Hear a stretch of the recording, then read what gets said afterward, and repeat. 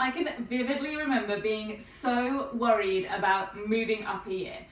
I ended up in tears over it. And no, it wasn't going into one of the stressful or important exam years, not even going from primary to high school.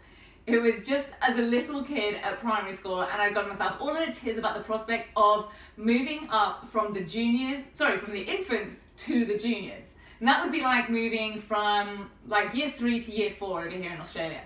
And it sounds crazy now, but that change in stage, infants to juniors, had me all worried that the work was suddenly going to get loads harder and I'd suddenly feel out of my depth and unable to cope with all that new big kids work. Now luckily my mum must have done a pretty good job of talking it through with me and making me feel better, because I don't remember ever having had such a strong sort of reaction to a change in year group as I did over that once. Although certainly a few start of a new year butterflies definitely crept in from time to time. But those sorts of feelings can come up at any point. Those nerves and anxiety, particularly when there's a notable up-leveling in the labeling or the events of a particular year group. For example, moving from middle to high school or into those senior years of 11 and 12. So here's what your teen can expect and should be ready to look out for in their new year group, so that they're not only feeling cool and calm about what lies ahead, but can also really make the most of the opportunities that are going to present themselves to show their best work. Okay, so your teen's going into year 11, the start of those all-important senior and exam years.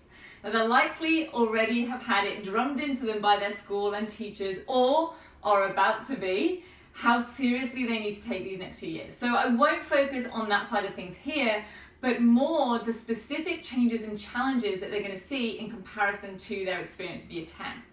Now, first of all, they're going to really benefit from being extremely good at working independently. Help is still, of course, going to be there, but they'll have more times when they're expected to progress by themselves. For example, they might have dropped 1 or 2 subjects since last year, and therefore they're going to have a few spare periods or spare lessons through the week where they need to be able to prioritise their study tasks for themselves and get motivated to work efficiently when there's the temptation of chatting to friends or having time slip away by being online. And these are all too easy to succumb to when sat in the library, even with all the best intentions. They're also going to be expected to work more independently in class. So to be able to run with tasks without the higher levels of scaffolding or teacher input that there may have been in previous years. Therefore, being skilled and proficient in being able to dissect the wording of a question for themselves or break down a task and know exactly how to tackle it are going to be hugely beneficial. I'll cover some of these skills in my Term 1 Parent Information event, so be sure to join me at that when I put out the details next week. Now finally, larger, more open-ended and extended tasks like essays and inquiries are going to become a bigger part of your teen's study and a bigger part of their assessment. They'll likely have a few of these that have been set in year 10, but these are going to become even more significant this year. Not only will they need the templates and structures to help them tackle these strategically so that they work efficiently and don't end up spending every waking hour studying, but they also really need to pay attention to QWC, the quality of their written communication.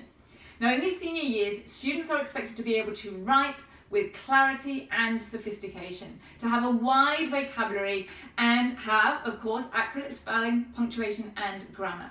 Now, I train students in these elements in detail and plenty more in my Write Like an A-graded training. So go check that out. I'll drop a link in with this video or underneath this video, but for a couple of quick and free tips, also check out my blog post, Competing with Classmates, where I kind of whinged, how does she write like that?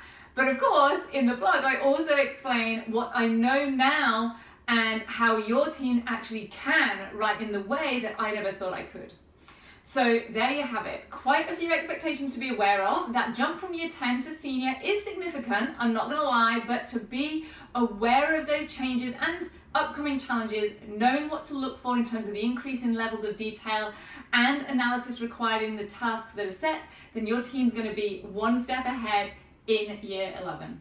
I'm Katie Price, Great Transformation Expert, and I really hope that information helps with any new school year nerves or butterflies and gives you some useful tips. So leave me a comment or drop me an email and let me know what's the thing your teen's most concerned about for the next school year, or the thing they're most looking forward to.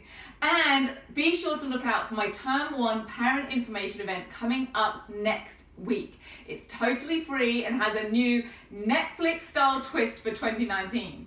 So here's to a super happy and successful year ahead, and until next week, let's make this a fantastic week.